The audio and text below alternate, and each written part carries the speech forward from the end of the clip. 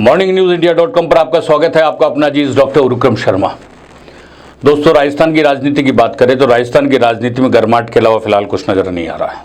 और ये राजस्थान के अंदर ये मान के चलिए कि 2 साल तो कोरोना के कारण कुछ भी नहीं हो पाया, और उसके बाद में जो कुछ बचा राजनीतिक विवाद, भारतीय जनता पार्टी और कांग्रेस के बीच में विवाद, कांग्रेस का कांग्रेस के बीच में विवाद, भारतीय जनता पार्टी का अपने ही गुटों के अंदर बटे रहने का विवाद, नेता कौन, इसकी लड़ाई, मतलब कुल मिला के देखें तो ये लड़ाइयों का सिलसिला चला। और पिछले 3-4 साल को हम देखें तो इसी के अंदर सारा निपट गया।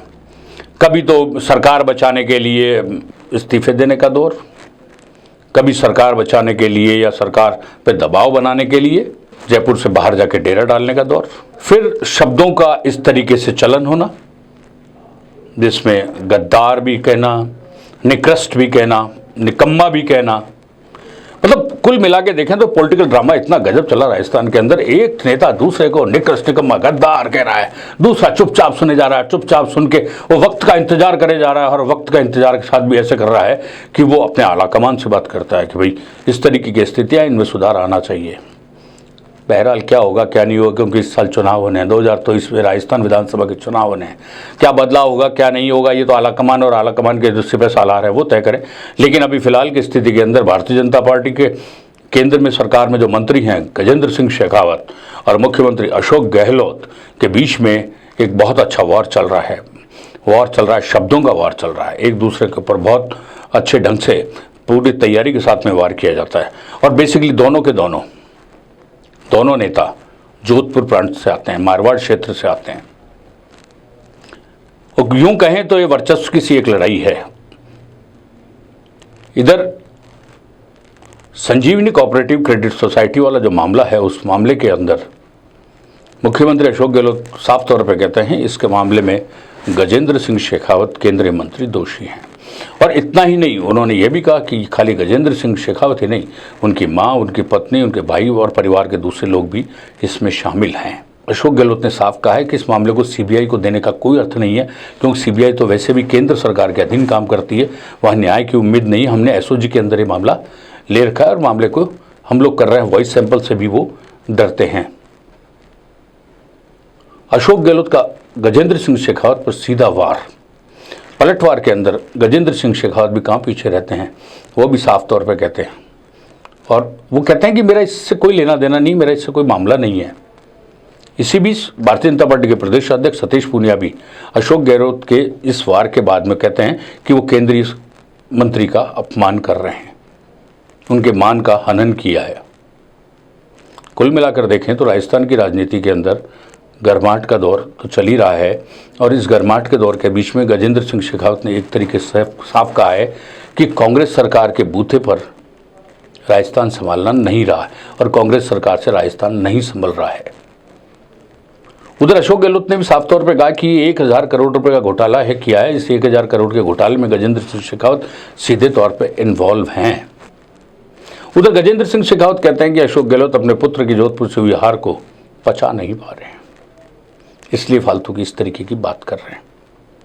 बहरहाल जो भी है, लेकिन राजस्थान की राजनीति के अंदर गर्माहट शुरू है और गर्माहट भी अब धीरे धीरे थोड़ी तेज होती जा रही है।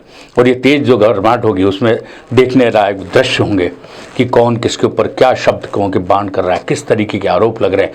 क्योंकि 2023 का चुनाव के अंदर मुख्यमंत्री अशोक गहलोत साफ तौर पर कह चुके हम सरकार रिपीट करेंगे।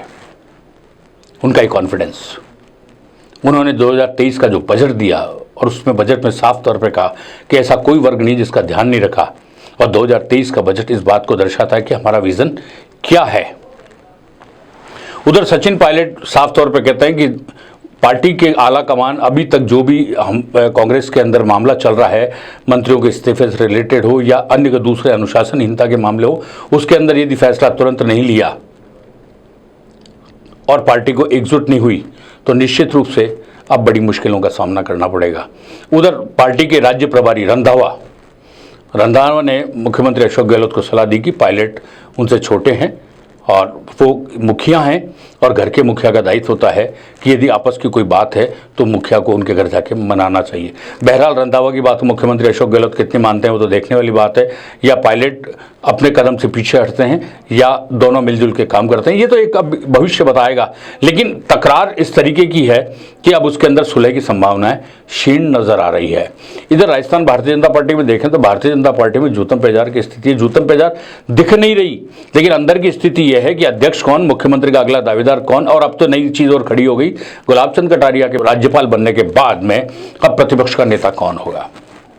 ये कई सवाल ऐसे हैं जो आने वाले दिनों के अंदर राजस्थान की राजनीति के अंदर कुल मिला के एक भूचाल सा लाएंगे, बहुत अच्छी गर्माहट लाएंगे, और ये एक ऐसा दौर होगा जिसमें जनता ये सारा दृश्य देखेगी और इस दृश्य के आधार पर 2023 के मतदान का फैसला भी करेगी।